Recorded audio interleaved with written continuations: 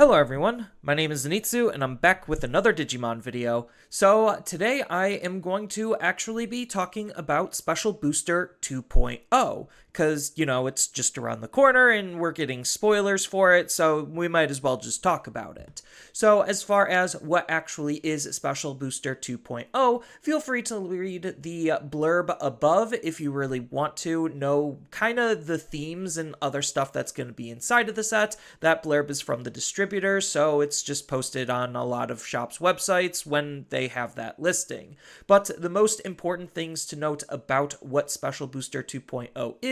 is, well, it's like Special Booster 1.0, in which it is a catch-up set. So Special Booster 1.0, if you aren't familiar with it, because it's been a while, Special Booster 1.0 is a set that takes cards from multiple different sets and puts them all into one. This was also done with Special Booster 1.5 to try to get us a little bit more cards a lot quicker in order to get us caught up to Japan, except it seems like they gave up on that endeavor pretty quickly, and we've just had normal releases all the way up until now, where we have Special Booster 2.0, where it's just a more refined idea from when they initially tried to do that all the way back at the beginning of the game. So Special Booster 2.0 is going to be a 150 card set. So that's about 50 cards more than your average Digimon set, which that's actually a lot of cards. You can see the rarity breakdown as well, and when it comes to the actual booster boxes, it's going to contain the same number of cards per pack, and it's also going to be containing the same number of packs. So that's not changing, but the contents of what's inside of it definitely are when it comes to the overall pull rates that we're going to be expecting from this type of a set. So that kind of shows that this set is just going to be larger, and as a result, we kind of need to know what's actually important about the pull rates. So when it comes to normal Digimon booster boxes, I'm talking about BT sets, not EX sets or any other additional special set.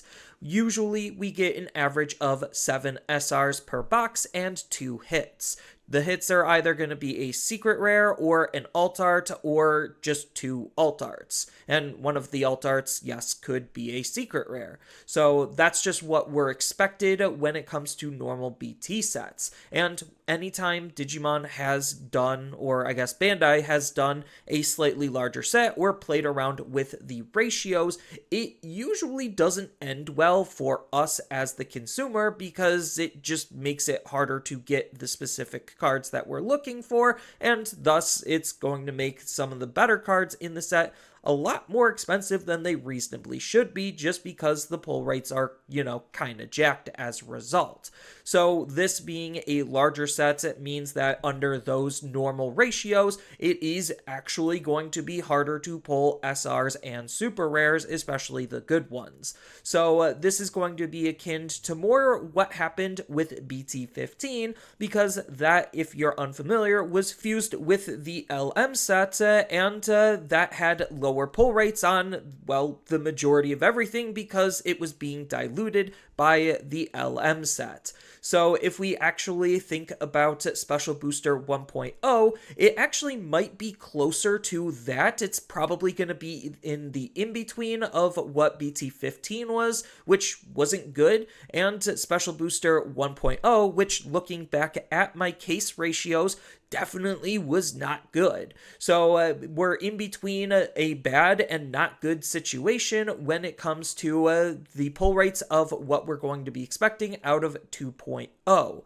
Taking a look at the pull rates from my case of 1.0, I saw basically an average between 4 and 6 of any given SR. Right now, on a normal set, the pull rate of any given SR from a case situation is going to be about 7 on average of any one given SR. So looking back at BT15, we saw about 5 to 7 of any given SR on average, with secrets being anywhere between 2 and 3, not including alt arts. So this kind of just paints this picture where, unless something special is done to it in order to change the pull pull rates to actually make cards more accessible is not going to be a very accessible set when it comes to actually getting the stuff that we want and need on the higher rarities. So they could always take like the BT4 approach that also kind of changed and played with the SR pull rates to actually make it in our favor, and that set actually had 8 SRs per box as well as the extra hits.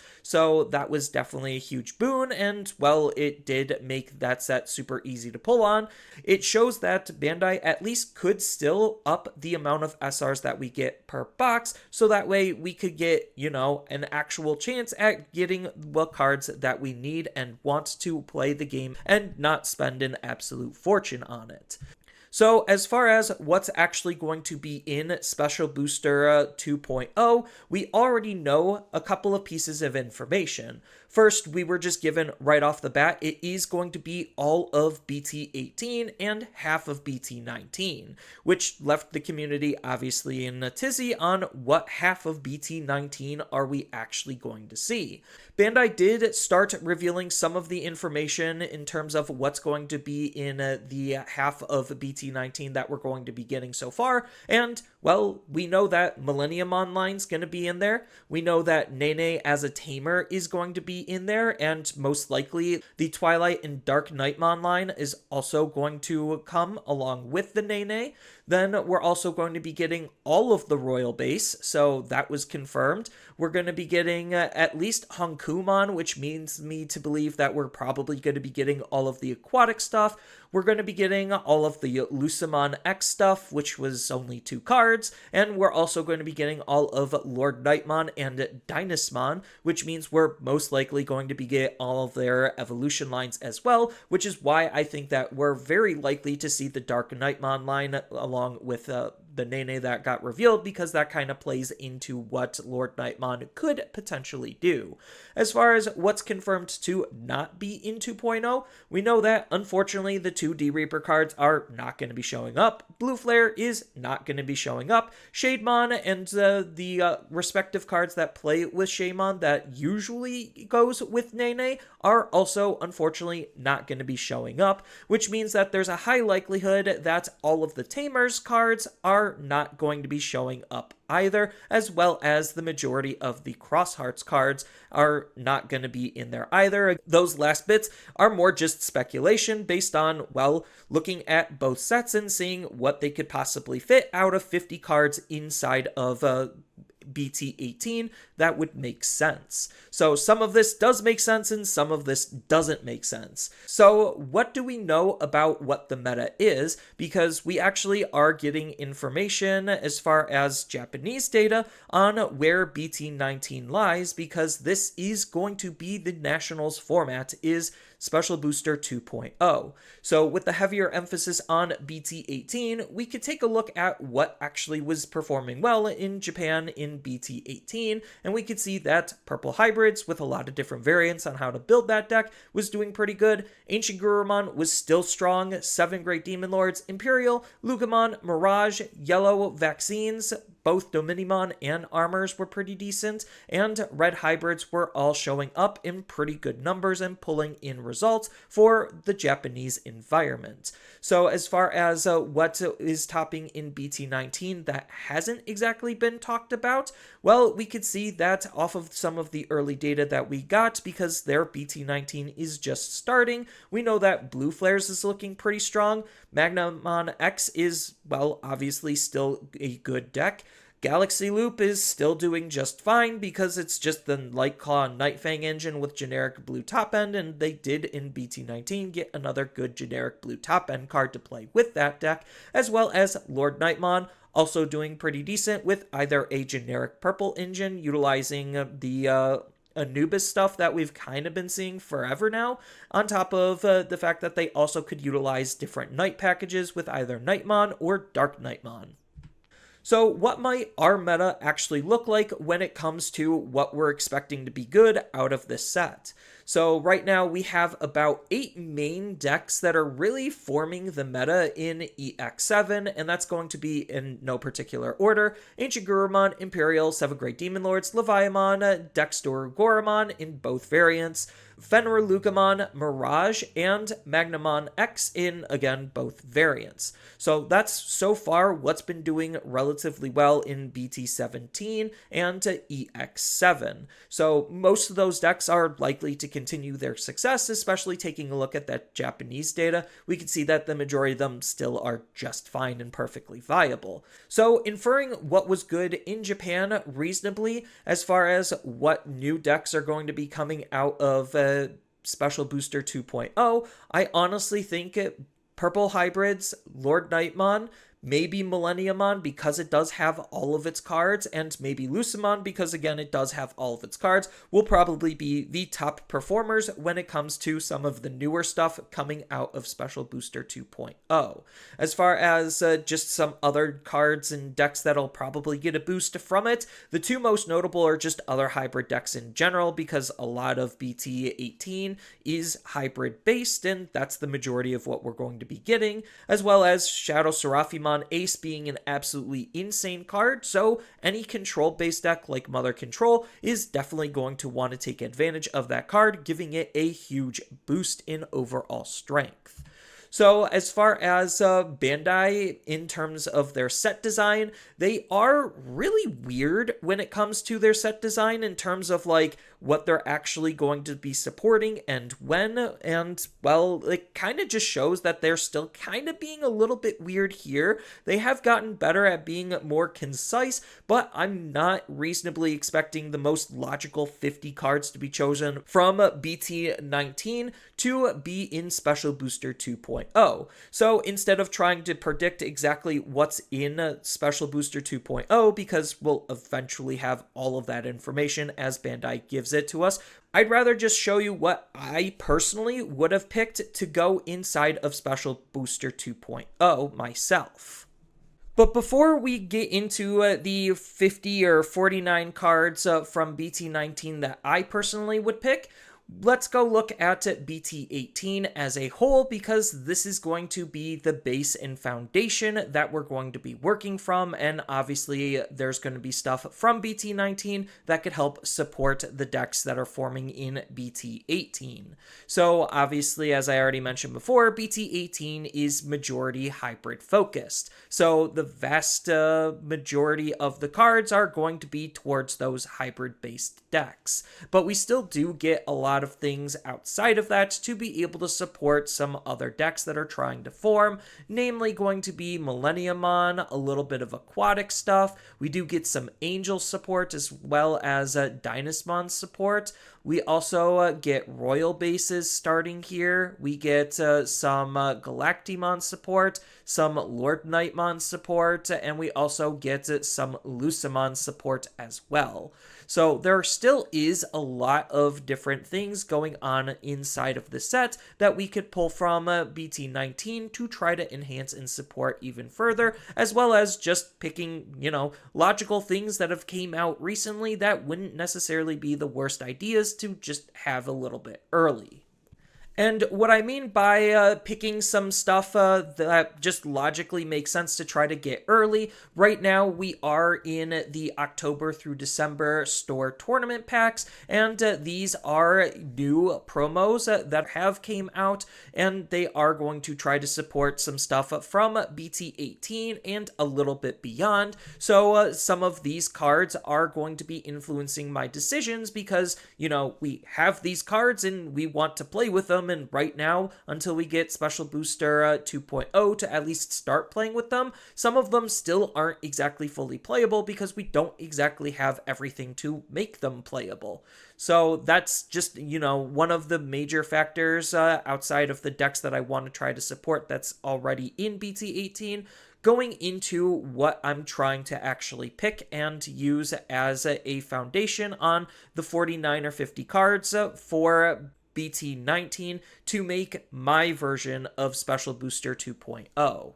So I do want to note that we did already get confirmation on a good portion of the stuff, but nothing is 100% concrete in terms of if a particular card is going to get its full evolutionary line or not. Logic would probably dictate it would, but Bandai doesn't necessarily use logic all the time, so I'm going to be picking up some of that slack and using my own logic. So as far as known confirmed support, we already know that Millenniumon is going to be getting his full evolution line, and I 100% agree with that and would do it myself because it just makes sense. He's getting support in BT18, he has BT19 cards, might as well allow the players buying into Special Booster 2.0 to actually finish the deck to make it a fun experience for players to want to buy into the set knowing they have something to build towards. And that's kind of the same logic that I'm going to be doing with Aquatics, because we did get confirmation that Hankunmon is going to be in the set,